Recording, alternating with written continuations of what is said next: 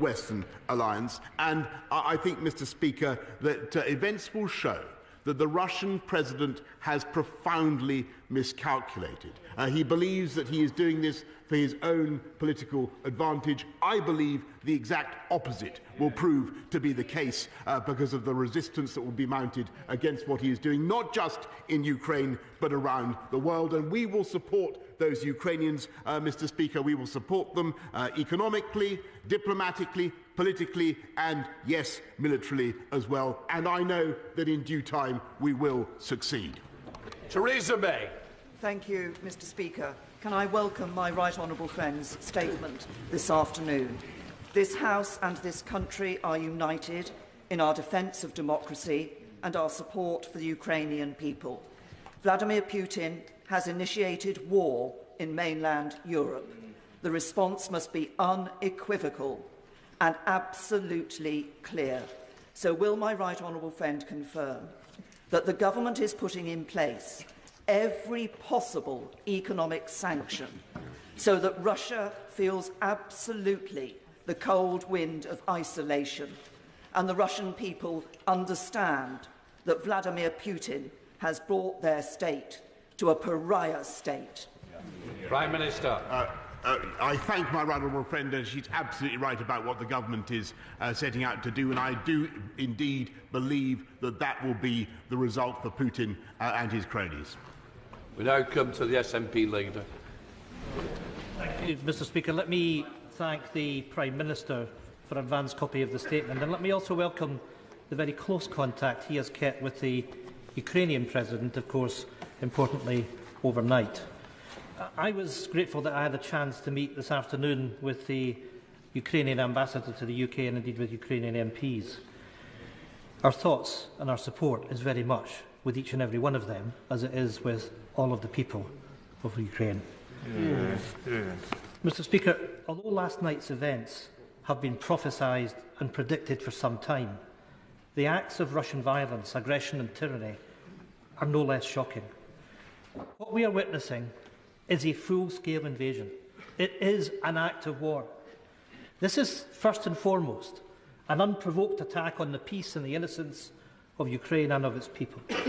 But it's equally an attack on international law, an attack on our European democracy, an attack on the peace that our continent has so carefully built over the last 75 years.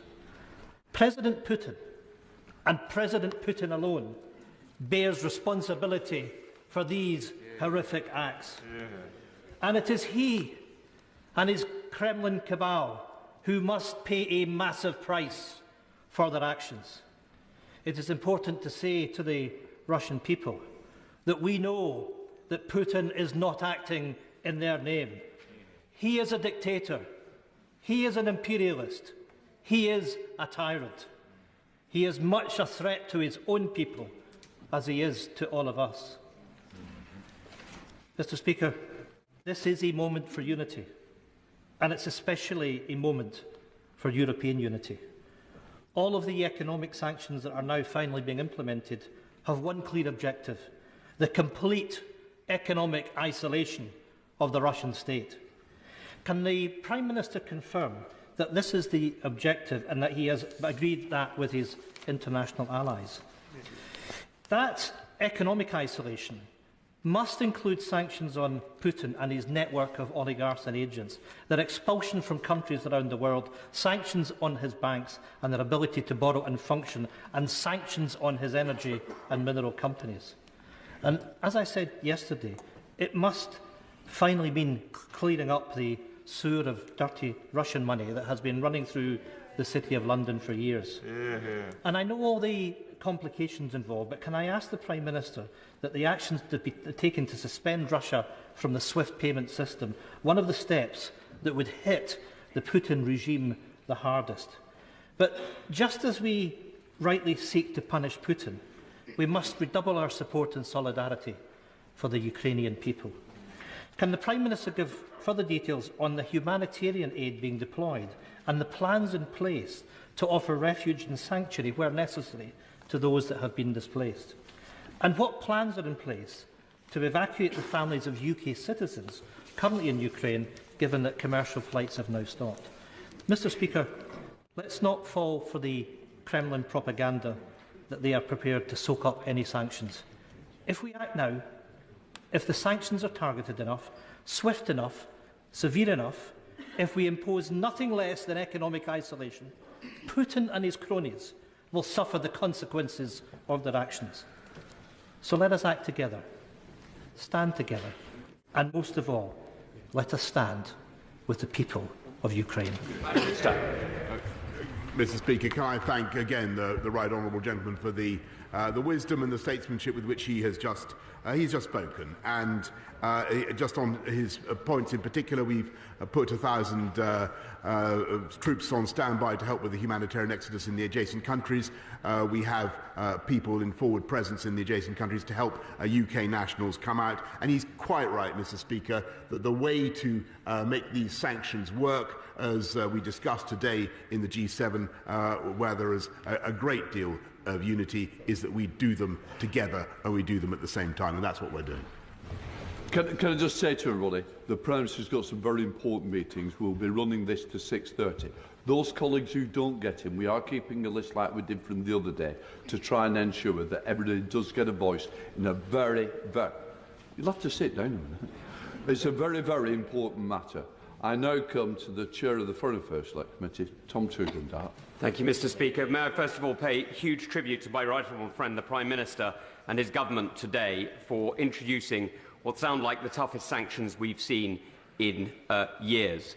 May I ask him, however, to look wider than simply the Russian people and to look at all those who are enabling Putin's economy, those who sit on boards of the businesses that finance him, whether they are former Chancellors of Germany or former Prime Ministers of France. May I ask him to look here, close to home, at those who enable, who propagate the propaganda that is being used by Putin to undermine his own people and free people everywhere, and to update the Treason Act so that we can identify them and call them what they are, traitors.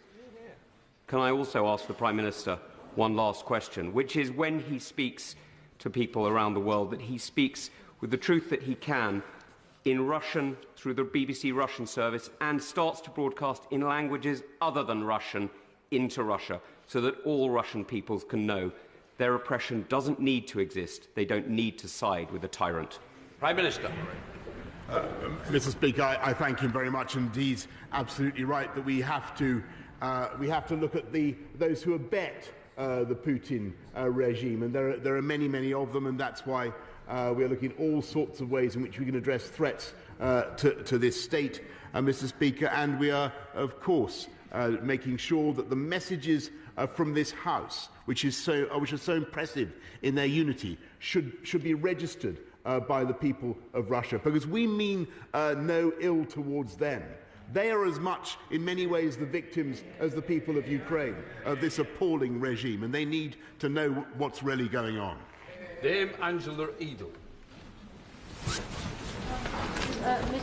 Mr. Speaker, would the Prime Minister tell us, if he can, what's going on with the Russian troops going through Chernobyl, which sent a chill through a lot of people's thoughts when we heard about it? Prime Minister. I thank the right honourable lady very much. I hesitate to give the House a running comment on what seems a very fluid and very dangerous situation, but to the best of my knowledge, she's right in what she says. Dr. Julian. Thank you, Mr. Speaker. For the best part of 50 years, Britain gave sanctuary to the governments in exile of the occupied Baltic states. If, as appears likely, Ukraine gets overwhelmed, will we offer to give sanctuary to a government in exile pending Ukraine's future freedom? Prime Minister. Of course, I thank my honourable friend. Of course, Mr. Speaker, we will give all support that we can, logistical or otherwise, as Britain always has done to governments in exile. And the point I made to one of the points I made to President Zelensky this morning was that it might be necessary for him to find a safe place for him and his cabinet to go. Ed Davey. Mr. Speaker, with President Putin responsible for this catastrophic human tragedy, Liberal Democrats join all sides to stand in solidarity with the people of Ukraine, and I thank the Prime Minister for his statement. Today must be a wake-up call. The West has been too complacent over Putin's threat for too long. We have taken for granted our fragile alliances, so crucial for the defence of freedom, emboldening Putin, this outrageous act of aggression. The West cannot be complacent any longer. So will the government reverse its proposed troop cuts to the British Army and offer far greater military support to our NATO allies in Eastern Europe? And Mr. Speaker, Putin must face the most punitive of sanctions. The world must isolate Russia like the rogue state it is, including the state-backed oil giant Rosneft, 20% owned by BP. So will the Prime Minister commit to banning UK investment in Russian oil and gas companies with immediate effect? Prime Minister. Mr. Speaker, on his point about investment in Russian oil and gas, as I've said, we must move away from all our dependencies on Russian oil and gas, and that is the objective of the UK government. We're lucky in this country that we have only 3% of our gas that comes from Russia. Other European countries are in a much more exposed position. On his point about supporting Eastern Europeans, we have, as he knows, doubled the size of our commitment to Estonia. We've gone bigger in Poland, another 350 Marines from 4-5 Commando. We're in the skies above Romania. I don't believe there's another country in NATO that is currently doing more to strengthen NATO's eastern defences. Felicity Bucket. Thank you, Mr. Speaker. My constituency, Kensington, has strong historical connections with Ukraine, so I welcome this robust approach.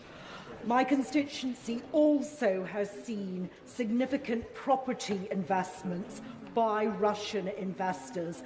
Can I urge my right honourable friend to accelerate the introduction of a register of beneficial ownership of property?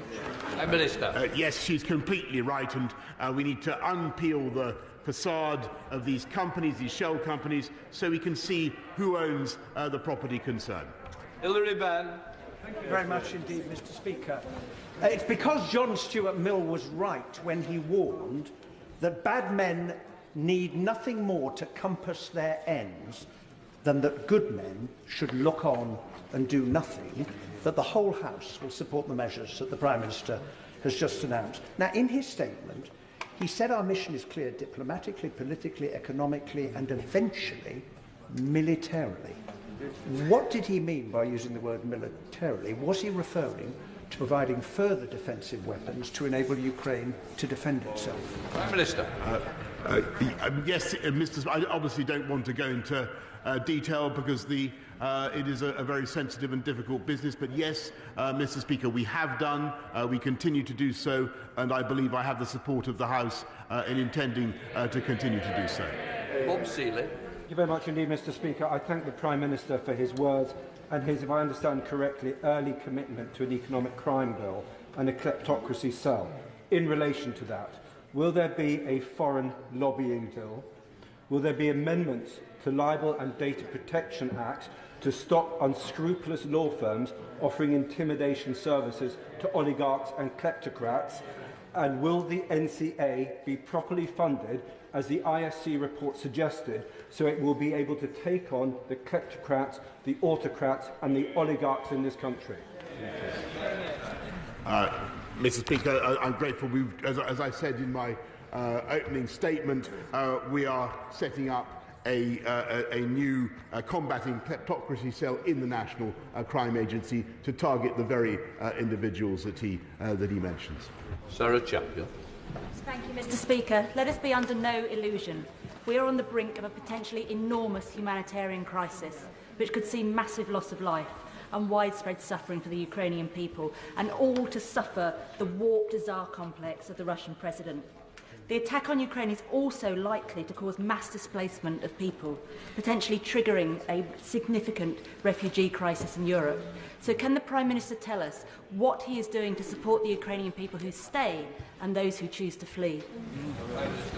She makes a very important point, and I'm grateful, Mr. Speaker, because the humanitarian impact threatens to be enormous, and that's why I've said what I've said about supporting those refugees as they come out of Ukraine. But we've got to make sure that we do everything we can to stabilise the Ukrainian economy, to support the government and as far as we possibly can. And that's why yesterday, on Tuesday, I should say, I announced the $500 million extra package of development aid on top of the £100 million we've already given. Other countries, our friends and allies, are working with us to do much more. Jeremy. Does the Prime Minister agree that the international order as envisaged in the Atlantic Charter of 1941 has been the most successful in the history of freedom and democracy? And as one of the architects of that order, we have a special responsibility to defend it. And whilst today's sanctions are extremely welcome, it cannot just be economic measures. We need a fundamental review of our military capability, including revisiting the integrated review, whose assumptions may now be out of date. Mr. Speaker, the integrated review begins with the assertion that the most important area for our national security is the Euro-Atlantic area, as I believe I said to the honourable gentleman opposite on Tuesday. And that remains fundamental, and that's why we've continued with the investment that we have in NATO. We're the second biggest funder of NATO, as the honourable gentleman knows. But he's my right honourable friend knows. But he's right in what he says about what's at stake. This is about the whole idea of that wonderful thing that was so inspiring when some of us were young, of a Europe whole and free, that fantastic revolution that happened in 1989 and 1990 when communism fell, Mr. Speaker. It was a great moment for humanity, and we mustn't allow it to slip through our fingers. Clive Lewis. Thank you, Mr. Speaker. I would like to say on behalf of the people of Norwich that we show our solidarity with the people of Ukraine. But warm words will not defend the Ukrainian people. I've been speaking to people who have been liaising with Ukrainian trade unions, people who've been fighting privatisation and wage cuts. But they say one thing, that they will not run from their homes. They will defend their families. Those people need to be able to defend themselves. I support the Prime Minister's assertion that we will be providing more defensive capabilities for that end. But let me say one thing, Prime Minister and Mr. Speaker. Will you agree, Prime Minister, that we must have an end to this by a negotiated settlement and not by an escalation of military means? Mr. Speaker, I think the whole House, everybody in the world, would want President Putin to have chosen the path of negotiation. He had that moment, and that's why, if you remember, we had that discussion in this House on Tuesday about that perilous moment which we all discussed. He had that opportunity. I'm afraid he's missed it. He's chosen the path of overwhelming violence and destruction. And I'm afraid that puts us on a very, very different course, and we have to accept that reality. David Davis. Everybody will wholeheartedly support the Prime Minister's sanctions, hopefully against all 140 Russian oligarchs that support Putin and against all the major banks. The Prime Minister also described the Russian state as a pariah state. And he's right, because they have broken international criminal law on a major scale. Can we actually implement our view of the pariah state by ensuring that everybody involved in that decision, if they leave Russia to go abroad, face international criminal sanctions wherever they go? I thank my right honourable friend, and that is exactly what we can now do, thanks to the measures that this House has passed. Neil Hamby. Thank you, Mr. Speaker. This morning we woke to the worst possible news, and I make no apology in hoping for a diplomatic solution. However, my party and I condemn the escalating Russian aggression. This is a fluid and developing situation, but we are now in uncharted territory.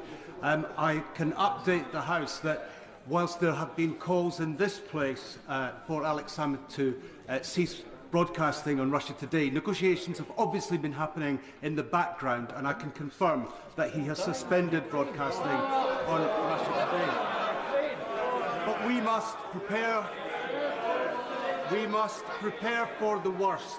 And I would ask the Prime Minister what strategy is he bringing forward to increase the capacity of North Sea oil and gas so that we can support ourselves and EU member states and protect our people from a further increase in the cost of living?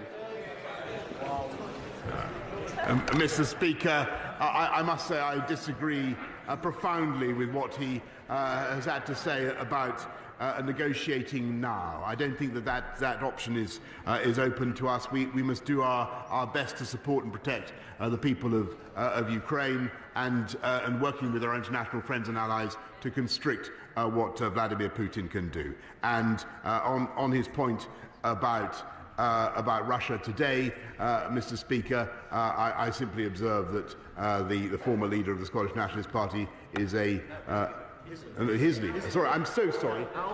I'm sorry. His leader. I understand the pleas he entered in defence and mitigation. They don't seem to cut much ice with me. Sir Graham Brady.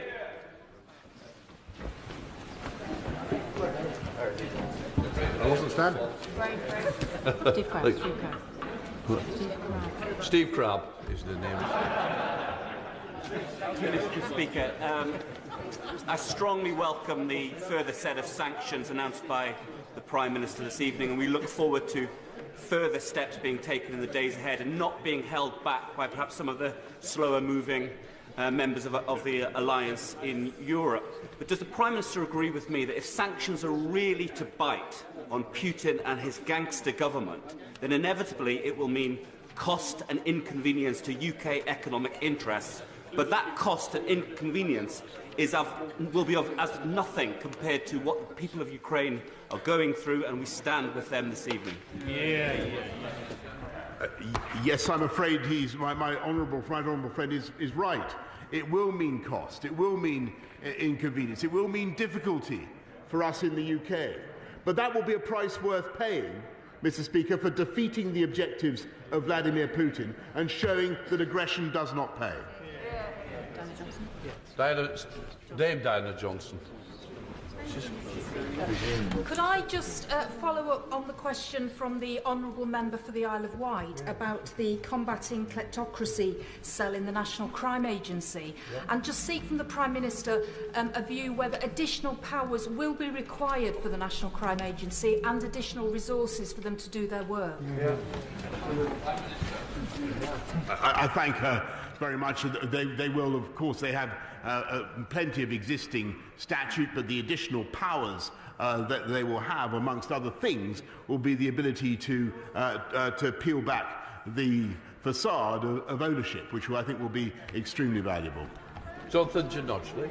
Thank you, Mr. Speaker. Whilst this terrible, appalling incident is, of course, directly the cause of Russia, I think it's appropriate that we also recognise that over the last 14 years, the UK, the EU, the US collectively have not been attentive to Russia in the way that we should. Can my right honourable friend now say that whatever happened in the past, moving forward, we are not going to let Russia fall between our fingers again?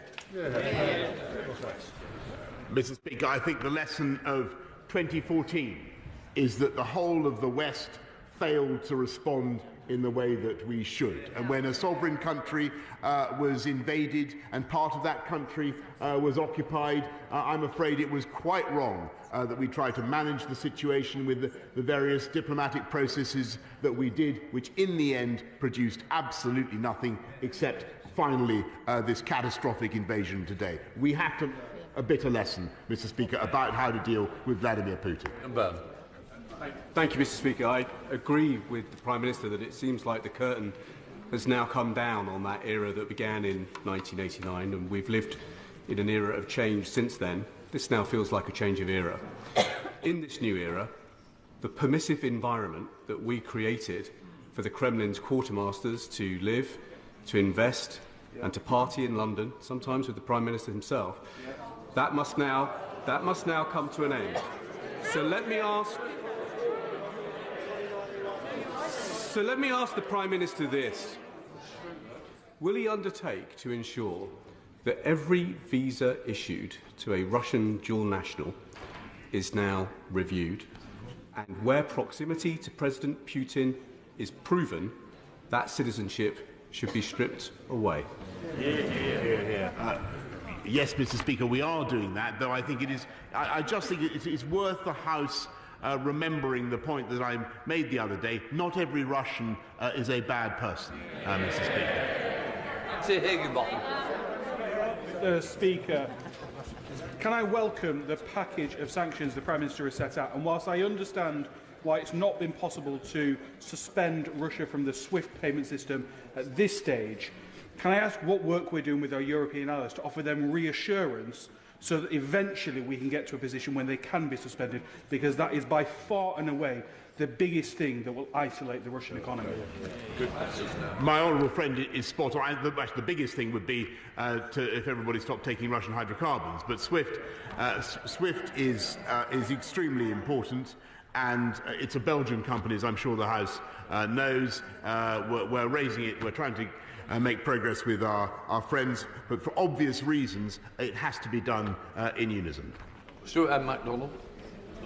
I'm grateful, Mr. Speaker. This morning I spoke with friends in Kyiv who were leaving the country with their family, their children, and we've all seen the scenes from the capital of cars trying to get out. So I send my deepest thanks to the embassy team there who are doing all they can to support people. But can I ask the Prime Minister about two areas of support for Ukraine: economic support and continuing support for defensive capability?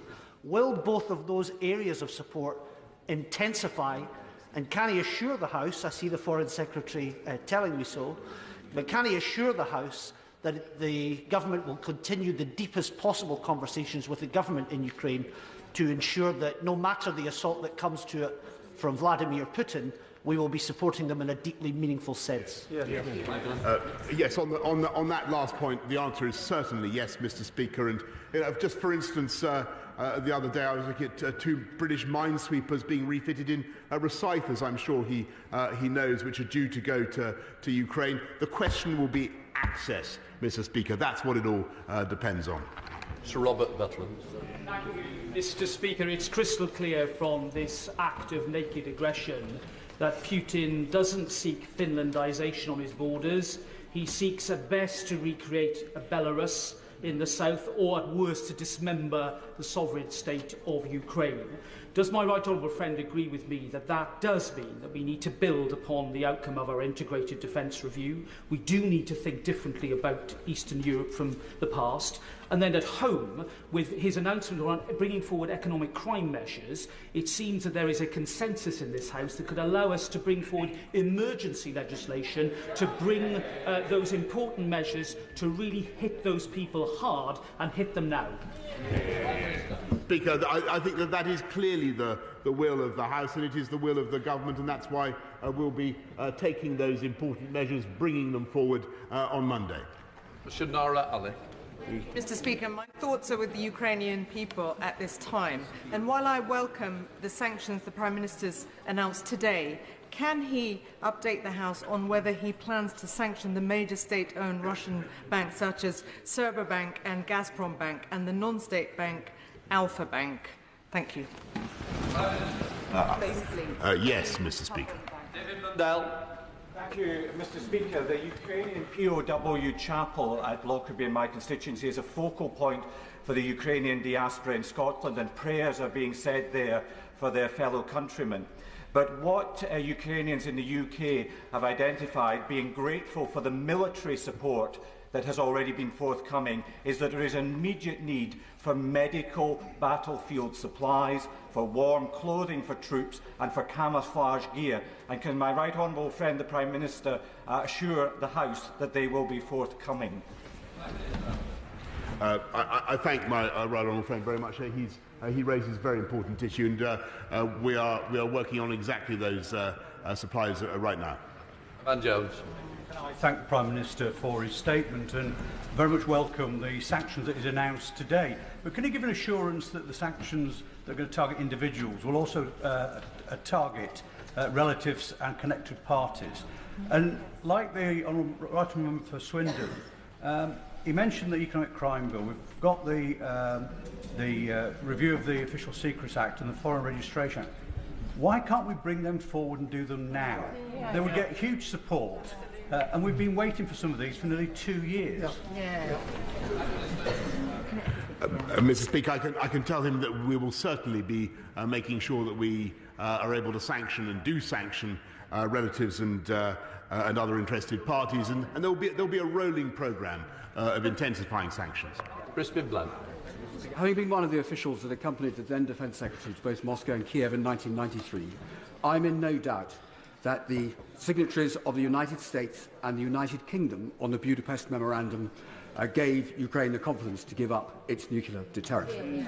Will my right honourable friend support the United States, to whatever extent it is prepared to go, to stand alongside the United States in giving whatever military support it's prepared to do so to Ukraine? My right honourable friend is absolutely right to remind the House of the 1994 Budapest Memorandum, which had exactly that effect and created exactly that obligation on us as one of the signatories. Very sure.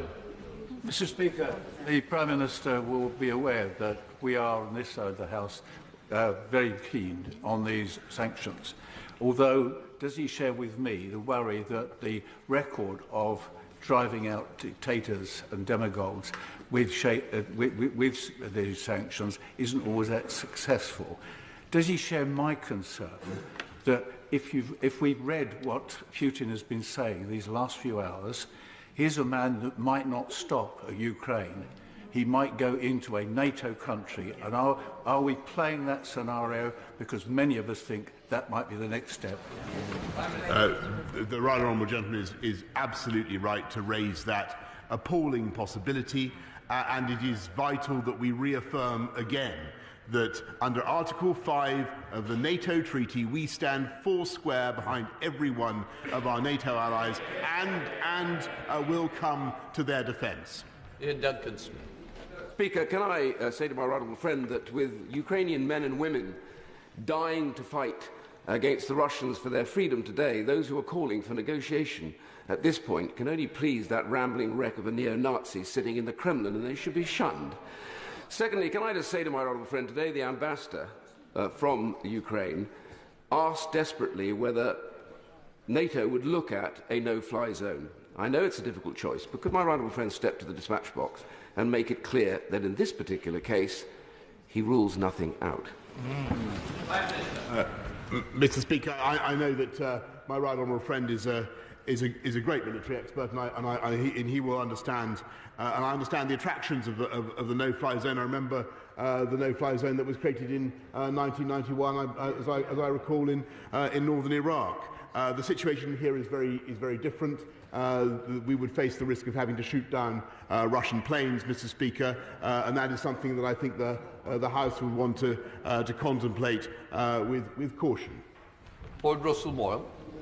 Speaker, in locking out Russian state money, I hope the Prime Minister can give me reassurance that that will include our overseas territories and dependencies that must be included in this. And I note that there are, Mr. Speaker, protests in a number of Russian cities across Russia at the moment, and celebrities in Russia have been speaking out. I do hope that we will be offering all the support that we can to those people who are likely to be shunned by the fascist imperialist Putin regime. Yes, and can I say, Mr. Speaker, that one of the reasons why I want to keep our fantastic British embassy staff in Moscow, even though the temptation is there simply to sunder diplomatic relations with Putin. I want to keep them there to support groups such as the ones he mentions. Bob Stewart. Mr. Speaker, I've given evidence for war crimes trials. It was genocide and crimes against humanity the people were charged with. Could I ask my right honourable friend and the House to agree with me that any Russian who kills a Ukrainian must remember that one day they may well be brought to court for crimes against humanity or genocide? Yes, Mr. Speaker, and not just any Russian combatant, Mr. Speaker, but anyone who sends a Russian into battle to kill innocent Ukrainians. Bill Esterson. Thank you, Mr. Speaker. President Zelensky has called for the toughest possible sanctions. For them to be the toughest possible, that must mean immediate. So in his statement, he talked about in the next session for the economic measures, including on Companies House and on the Register of Overseas Property Ownership. But in answer to the Right Honourable Member for Swindon, he said something about bringing forward on Monday. Which of these is it? And if it is Monday, will it have the same effect as is required for that immediate action? We'll be bringing it forward on Monday, Mr. Speaker, and we want to have, I hope, and I'm grateful for the support of the opposition, we want immediately to start cracking down on these individuals. Thank you, Mr. Speaker. The whole House will welcome the enhanced package of sanctions that the Prime Minister has announced today. But can I raise the question of football, much beloved to Russian hearts, and in particular issues of ownership, of property and of shareholdings, and of the future participation of Russian clubs in international matches? He's right. My right honourable friend is completely right. The Russians attach a great deal of sentimental importance to football, and they hope to have the UEFA Championship final in St. Petersburg. I cannot for the life of me see how that can currently go ahead. Liz Saville-Roberts. Putin's war on Ukraine is brutal, illegal and a calculated attack on peace and stability in Europe. Plaid Cymru fully supports the actions and sanctions announced today. Putin, his cronies and their personal fortunes must pay for their actions. On a visit to Ukraine, Plaid Cymru leaders spoke to Ukrainian soldiers, government officials and organisations, admiring Ukrainian people for their strength and their resilience, and they are now in harm's way. With Poland organising medical assistance and Slovakia opening its borders to refugees, will his government mobilise and resource a global effort to support and aid people fleeing this horrific conflict? Again, Mr. Speaker, I thank her very much for her support and her resolve, and I want to assure her that we're, of course, working with our international friends to prepare for a humanitarian crisis. Deanna Davison. Speaker, earlier this afternoon I had the opportunity to speak on a Zoom call with a number of Ukrainian MPs who were all calling for additional support. One of the key things they were discussing is concerns that their communications networks may get shut down. So can I urge the Prime Minister to ensure we're doing all we can to provide things like satellite phones to make sure they can still communicate, not just internally, but with us here in the UK too? Mr. Speaker, she's absolutely right. My honourable friend is absolutely right. There is a threat to communications already, and we're observing it in the contacts that we're having with people in Ukraine. Satellite phones certainly are an option, and we'll be looking at that. Sarah Owen. Thank you, Mr. Speaker. We've rightly heard a lot about tougher trade sanctions today, but nothing about ridding Russian state influence from our democracy. Will the Prime Minister commit to investigating all political donations received from people with links to Putin? And will his government finally bring forward measures to clean up the corrupt Russian money that for far too long has been laundered in the UK? So, Mr. Speaker, all political donations are properly registered and monitored, and I can tell her that we are putting forward and progressively over the last few days and weeks and today the biggest ever package to crack down on dirty Russian money, not just from Russia but from anywhere. Steve Baker. Thank you, Mr. Speaker. I welcome these sanctions today. My right honourable friend's been crystal clear that all Europe needs to end dependence on Russian oil and gas. Could he tell us a little bit more about how he intends to see that that comes to pass? Thank you. I thank my right honourable friend. The key thing is to get people, first of all, to recognise the scale of their dependency, as in any addiction. That's what we're doing, and the UK government's been making that point the whole time to our friends, because it's got worse since 2014. But what we're also doing is helping countries, for instance in the Baltic states, to go further and faster with renewable technology. Daniel Zeitner. Thank you, Mr. Speaker. I think everyone knows that the Ukraine is a major producer of grain, and unfortunately, because of these awful events, there are likely to be consequences for many countries, including our own.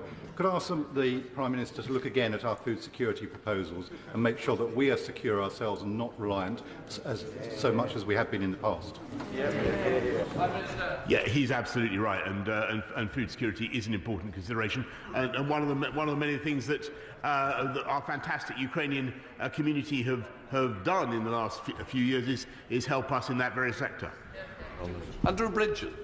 Thank you, Mr. Speaker. Does my right honourable friend agree with me that Western Europe's ongoing reliance on Russian oil and gas has been a major factor in emboldening President Putin in the mistaken belief that he can invade his peaceful neighbour with relative impunity? And in the UK, shouldn't we refocus our energy policy on maximising the use of our own natural resources, looking again at fracking while we invest in low-carbon alternatives? Yes, the honourable gentleman is totally right. My honourable friend is totally right when he talks about the excessive dependence on hydrocarbons. We're moving away from it in this country. I do think there is a merit, and I think he and I might be in agreement on this. There is a merit in a transitional phase in continuing with the use of hydrocarbons in this country rather than pointlessly importing them from abroad. Emma Littlebat. Mr. Speaker, Putin's imperial bloodlust won't stop at Ukraine. We're rightly focused on sanctions, military and humanitarian support and our commitment to Ukrainian freedom. But the Prime Minister knows there's been a phenomenal increase in Russian submarine activity over the last 20 years. Our undersea cables carry more than 95% of all Western military, diplomatic, commercial, financial and personal communications. The consequences of these cables being weaponised is terrifying. Can he assure me that countering this threat is part of our ongoing dialogue with allies? She's absolutely right, and that there is a continual struggle going on beneath the surface of the sea, as she knows, between submarines that are out to sever cables and those of us who are trying to make sure that those links are maintained. Sir Charles Walker. Mr. Speaker, following on from my right honourable and gallant friend's question about war crimes, I suspect those crimes are already being committed by Russian soldiers against their Slavic brothers and sisters.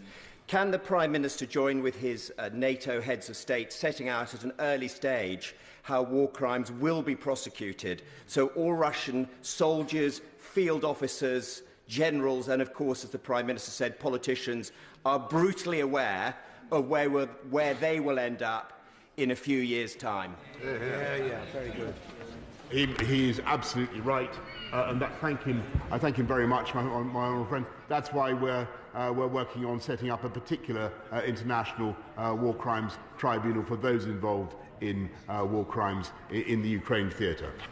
Well, as being incredibly ruthless, President Putin is also incredibly rich, with one assessment saying that his personal wealth is up to $200 billion. So can the Prime Minister ensure that President Putin himself pays a heavy price by targeting his own cash and assets? Yes, absolutely, Mr. Speaker, and not just him, but as the House has heard over the last few days, as many of his immediate cronies and family as we can hit. Sakib Bhatti. Mr. Speaker, and I thank the Prime Minister for all that he's done. Just before the statement, I spoke to some of the Ukrainian protesters who are outside. One of them was holding back tears as she spoke about her mother in a cellar as her house is surrounded by Ukrainian tanks. So any member of this House who's asking for a negotiated settlement needs to go and speak to them, because all they want is to live their lives as free and peaceful people. Will the Prime Minister confirm to the people of Ukraine that he will do everything he can to end the tyranny of Putin, and that he will do everything he can to make sure that they live as a peaceful and free people? Yes, I certainly can confirm that, Mr. Speaker. And what I can also say is that I believe by making this invasion, I think that President Putin has done more than anybody else to bring his regime to an end. Because I think in the end he will pay a huge price for what he has done, and I know that this House will want to make it so. Thank you, Mr. Speaker. Can I welcome and support the measures outlined by the Prime Minister today? Putin is a gangster and a despot who has been trying to undermine and subvert democracy across the world for years. One of the tools that he uses is through political donations to political parties, including in this country. Will the Prime Minister commit today to ridding the democracy in London from to ridding Russian money out of democracy in this country? Yes, of course, Mr. Speaker. Flake Drummond. Thank you very much, Mr. Speaker. Estonia, Latvia, Lithuania and Poland today triggered Article 4 of the North Atlantic Treaty, and I think I heard that we are going to be joining in those discussions. But can my right honourable friend assure our NATO allies in Eastern Europe that we stand firmly with them, particularly the Baltic states that have significant Russian populations?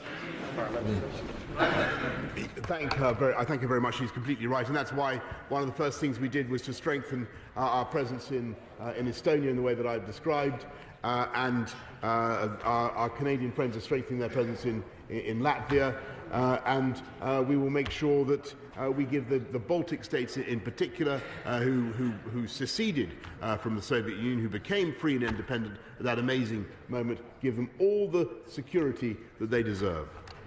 Debbie Abrahams. Thank you, Mr. Speaker. There's overwhelming evidence that Russian state actors have been involved in trying to disrupt and destabilise Western democracies using social media platforms such as Facebook.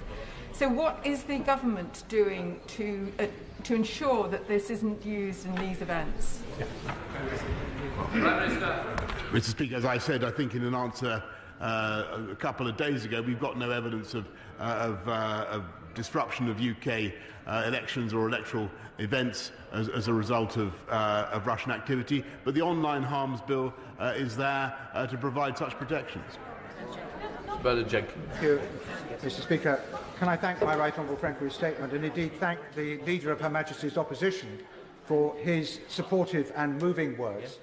But can I also reinforce the point made by my honourable friend for Huntingdon?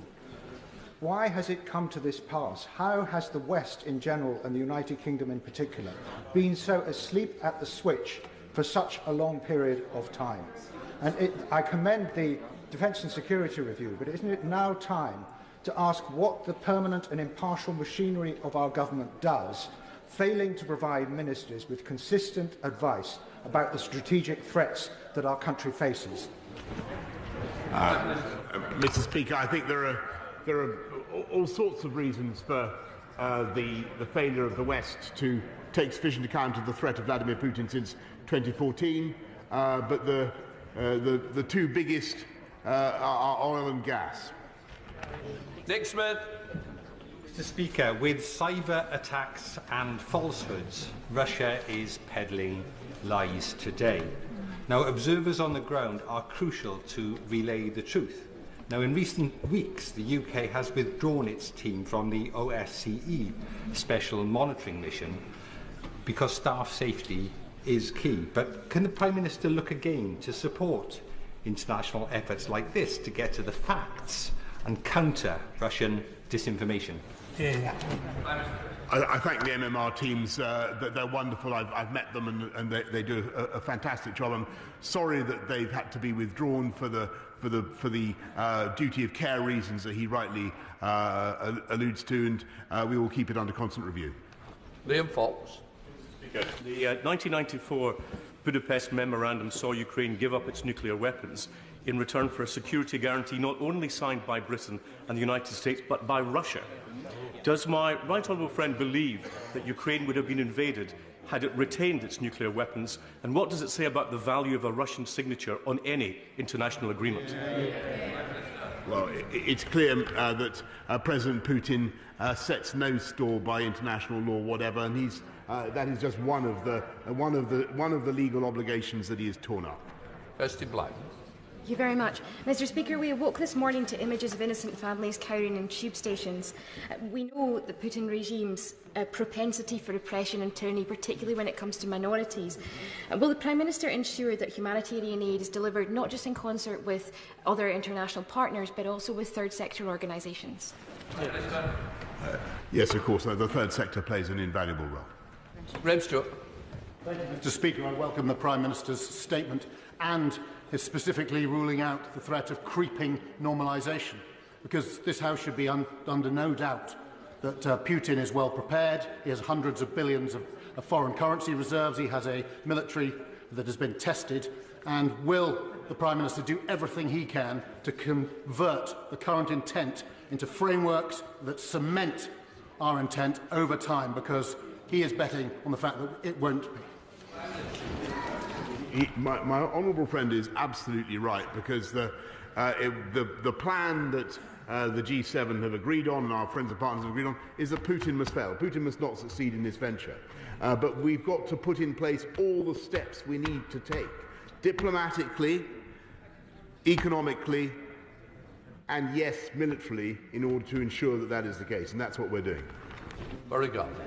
The Prime Minister is right to have set out the most stringent possible set of sanctions against the government of Russia. Can he outline for the House what the implications will also be for cooperation at the International Space Station? I thank him. I thank him very much.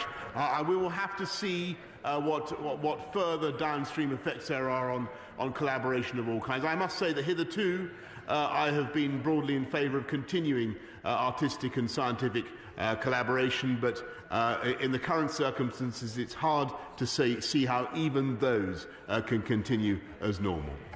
Sir John Hayes. Mr. Speaker, the mix of practice and principle is the test of democratic politics, exemplified at its best when this House comes together in common cause.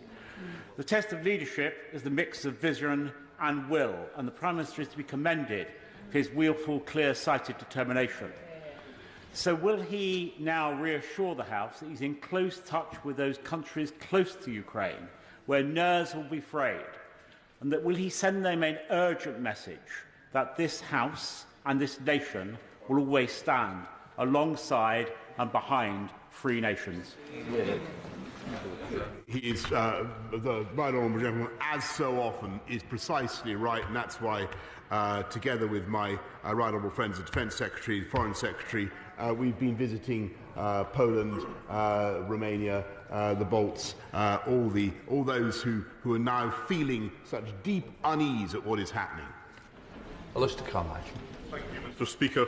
As we speak, the Softcom Flot tanker NS Challenger is berthed at Sudomvo in Shetland, taking on a load of crude oil for export. Softcom Flot, as the Prime Minister may know, is a company owned and operated by the Russian government. My constituents, Mr. Speaker, are asking me why they should be loading oil onto a Russian tanker while Russian troops are marching into the Ukraine. I cannot think of any good answer to give them.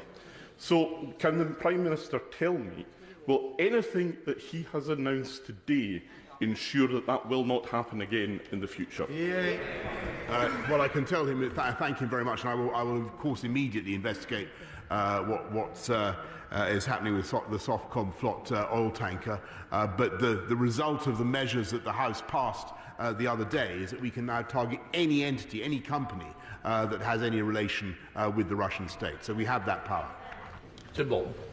Speaker, tyrants and megalomaniacs invade countries because they think they can get away with it. And the way to deal with bullies is to stand up with them. So I'm sure he will acknowledge that the way the West responds to this aggression will have repercussions not just for Russia and Ukraine, but for other bullies like China as well. And will he be mindful of the need to show support to Russia's smaller southerly neighbours, especially Georgia and Armenia, who feel particularly vulnerable at this time? Yes, I thank him. He's right, because the read across, the knock-on is obvious for Georgia and Armenia. What he proposes to create, Putin, is a new sphere of influence, a new Yalta, in which those countries come behind his new Iron Curtain. Stephen Wakeford. Thank you, Mr. Speaker. As a member of this House with Ukrainian heritage, this issue particularly troubles me. I'd like to thank the Prime Minister for his tone of his statement and the resolute and swift action that he's proposing in tackling Russia, but the resolute and swift support he's offering to the people of Ukraine. During his speech, he also highlighted the issues of the cost of living and the rise of fuel prices. Could he also touch on what further action the government will take in order to address that issue? I thank him very much, and I think he's quite right, because I think people across the country will be thinking about the effect on us all of the increase in the price of oil and gas as a result of a war in Ukraine. We will continue to do everything we can to help people to abate the cost, to support people through councils, through all the funds that we're giving, the reduction in council tax, Mr. Speaker. But the best thing that we can do is ensure that people are in good, well-paying jobs, and that is in that we are certainly succeeding. But in the medium and the long term, we've got to have more self-reliance in this country on our own energy supplies, and that is what this government is also committed to building. Geoffrey Clifton-Brown. Mr. Speaker, one of the most important economic sanctions we can take against Russia is by freezing its sovereign debt. Will my right honourable friend confirm that the bill proposed on Monday on economic crime will include powers to do so? Mr. Speaker, we're taking the most powerful measures against Russia and the Russian economy that have ever been taken. I think probably the most powerful ever taken by any country. And Russia will no longer be able to raise any sovereign debt on UK markets. Olivia Blake. Thank you, Mr. Speaker. I'd like to ask the Prime Minister what support we will be providing Ukrainian citizens settled in the UK who wish to reunite with their family members still residing in Ukraine. Many have watched their cities rapidly get caught up in this conflict and are keen to know what more we could be doing to support them to reunite their families. Mr. Speaker, we will make sure that we support Ukrainian nationals who need to leave to visit to come to this country to meet their relatives. Of course, we'll do that. Stephen McPartlin. Thank you, Mr. Speaker. I'm proud the Prime Minister in this country are leading international support for our friends in Ukraine. Domestically, will the Prime Minister be providing more support for organisations such as our NHS, public sector organisations and businesses that will now be the subject of Russian cyber attacks?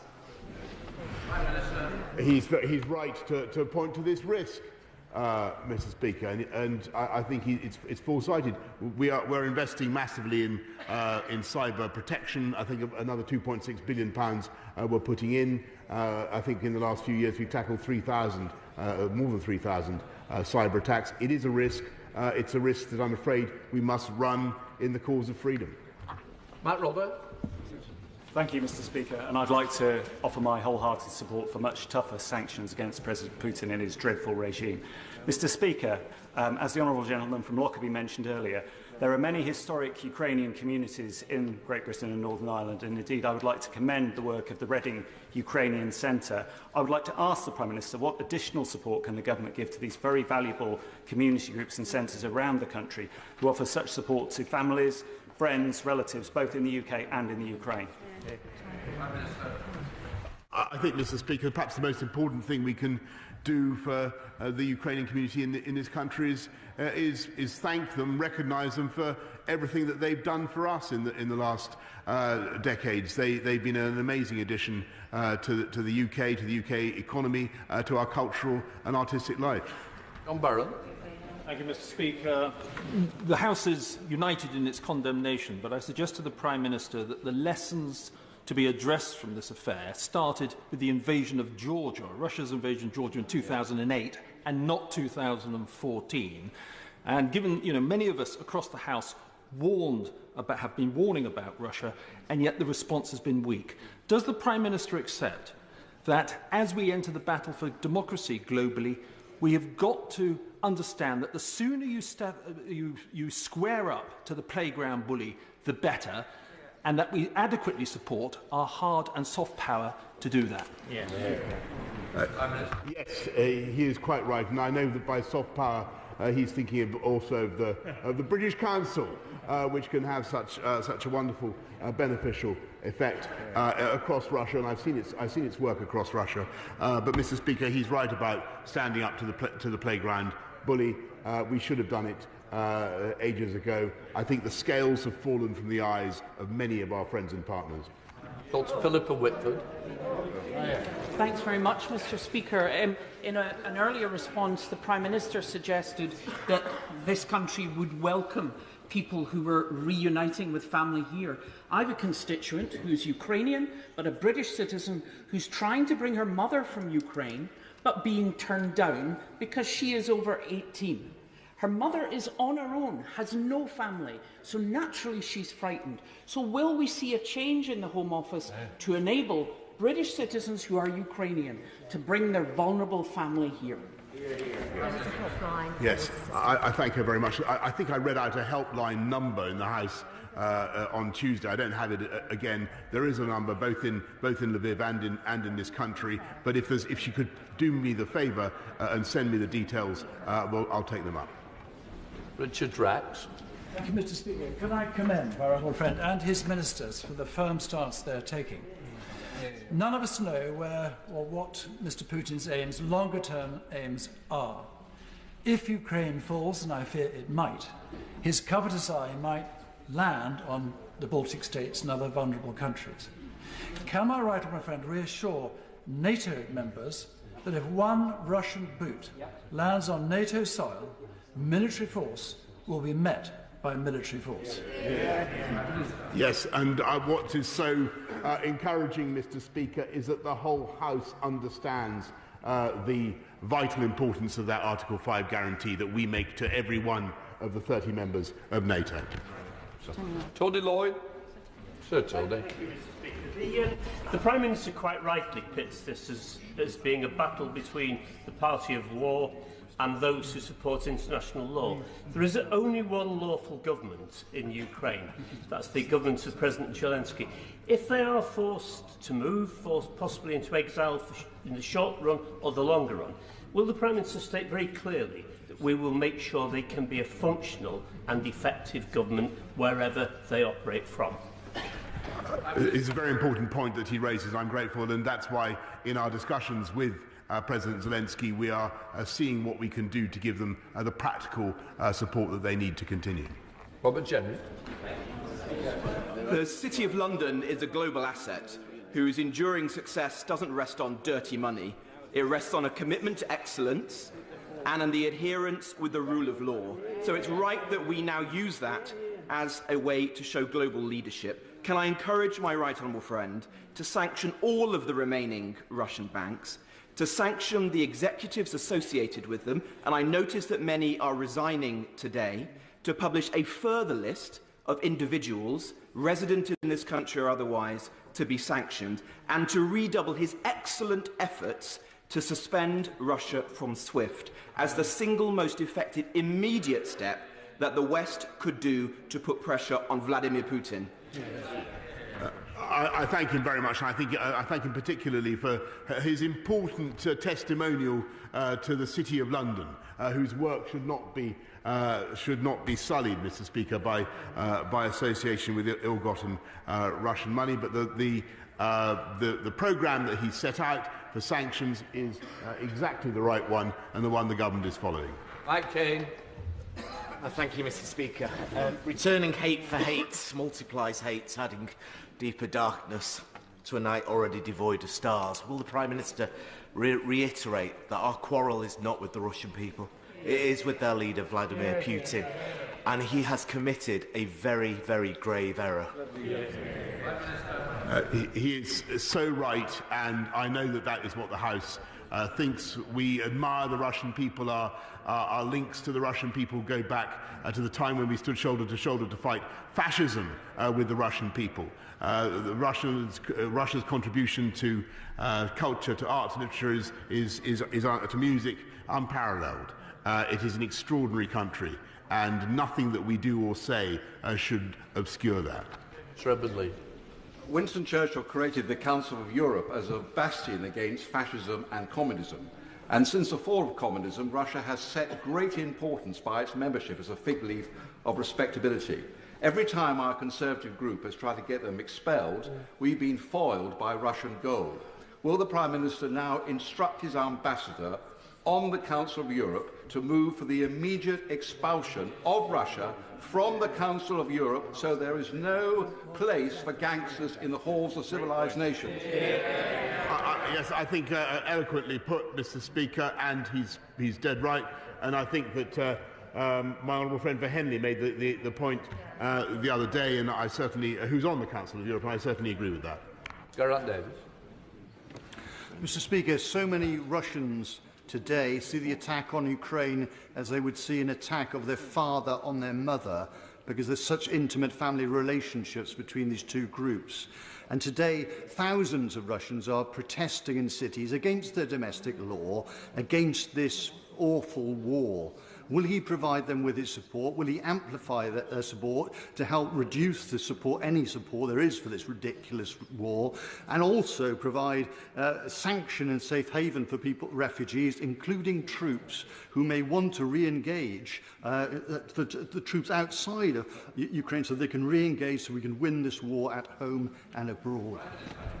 He makes a series of extremely important observations, and yes, I think it's vital that we get the message across to the whole of Russia about what is really going on. They're being lied to day after day, and I think that his point about supporting troops who need temporary exile, as it were, is a very good one. Peter Bell. Thank you, Mr. Speaker. I'd like to thank the Prime Minister for yet again coming to House to keep us informed and for his leadership in this crisis. He was right to provide military aid to Ukraine, but the Ukrainian ambassador did ask for our support in a no-fly zone today. In his answer earlier, I think the Prime Minister was keeping that option open. Is that correct? Yeah. I think it's pretty clear to the House, Mr. Speaker, that we're trying to keep all our options open on this front. Some of them, frankly, may be more practicable than others, and I think we must also have a dose of realism about what we can do on the military front. But we will keep all things under review. Rachel Hopkins. Thank you, Mr. Deputy Speaker. Mr. Speaker, many of the residents in my constituency come from a number of the countries on the eastern flank and still have relatives living there. Obviously, like us, they will be deeply concerned about the humanitarian impact of the crisis. So, what steps is the government taking to prepare for the humanitarian issues? And with the 1,000 troops on standby to help with humanitarian assistance, will they now be deployed? I think she raises a very important point, and what we're seeing now, tragically, is people moving west out of Kyiv, columns of traffic, as I'm sure the House knows. People already moving into southeastern Poland. There is going to be an influx, as I said to the President of Poland, Prime Minister of Poland as well. We're there to help. Laura Trott. Thank you, Mr. Speaker, and I thank the Prime Minister for his statement today and for his strong package of sanctions. I want to ask him about preventing sexual violence in conflict. In November last year, we issued a strong statement which said that the use of sexual violence as a weapon in conflict is a red line akin to the use of chemical weapons. Will he reaffirm that commitment today, and will he send a strong message to Russia that the international community will not tolerate the use of sexual violence in conflict? Yes, and I thank her for all the work that she's done on that issue. It's something that the UK government has campaigned on for a long time, and indeed raised the issue very greatly in public international consciousness. I think it should be treated as a war crime like any other and people who perpetrate sexual violence in conflict can expect to be tried in those tribunals. John Warren. Thank you, Mr. Speaker. In seeking to redraw the boundaries of Europe through bloodshed, Putin has attacked not only the Ukraine but all of us, and we stand with the Ukraine and standing for the rule of law. I welcome the sanctions that he's announced, but I was confused by his response on Russian disinformation, which he seemed to imply would be addressed by the online safety bill. That is many, many, many months away. Russian disinformation is organised, their bots are state-sponsored. What steps will he take to address them? I thank her. We've got and she raised a good point, but we've got, what we're doing is a massive, positive Stratcoms campaign in Russian, in Ukrainian,